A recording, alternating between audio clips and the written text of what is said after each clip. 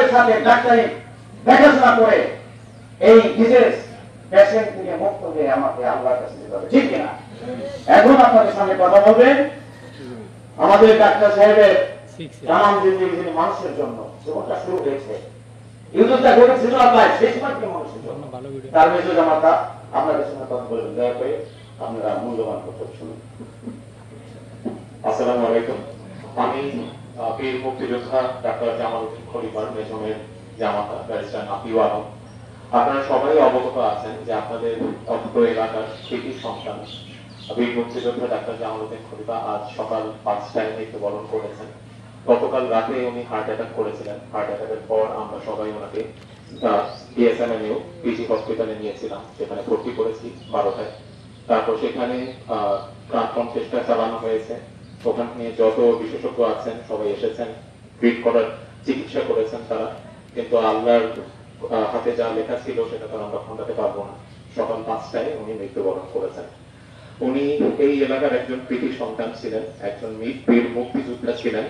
উনি ডাক্তার ছিলেন, আপনারা সবাই জানেন। উনি অনেক দিন পিজি হসপিটালে ডিএসএমএনইউতে কাজ করে আসছেন। উনি ওখানে পরিচালক হিসেবে রিটায়ার করেছেন।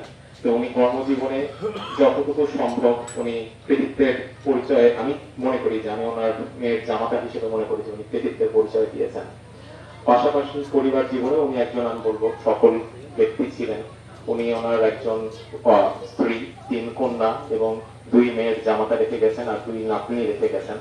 এছাড়া এই এলাকায় তার ভাই আছেন, তার ভাতিজারা আছেন এবং অন্যান্য আত্মীয় স্বজনরা আছেন। উনি ওনার পরিবার পরিজনদের জন্য সবসময় নিবেদিত প্রাণ ছিলেন।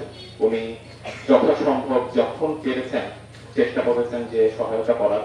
আমি আমার পরিবারের ক্ষেত্রে বলতে পারি যে আমার বাবার যখন যে কোনো জায়গায় চিকিৎসার দরকার হয়েছে উনি যে কোনো জায়গায় চলে গিয়েছেন।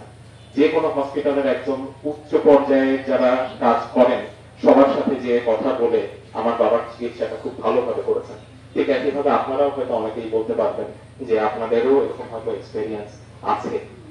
পাশাপাশি উনি চিকিৎসার পাশাপাশি উনি পিজিতে যেমন কর্মরত ছিলেন, উনি বাংলাদেশ মেডিকেল অ্যাসোসিয়েশন যেটা আছে সেখানে ভাইস প্রেসিডেন্ট ছিলেন। এছাড়াও আরো অনেক জায়গায় উনি ইনভলভ ছিলেন।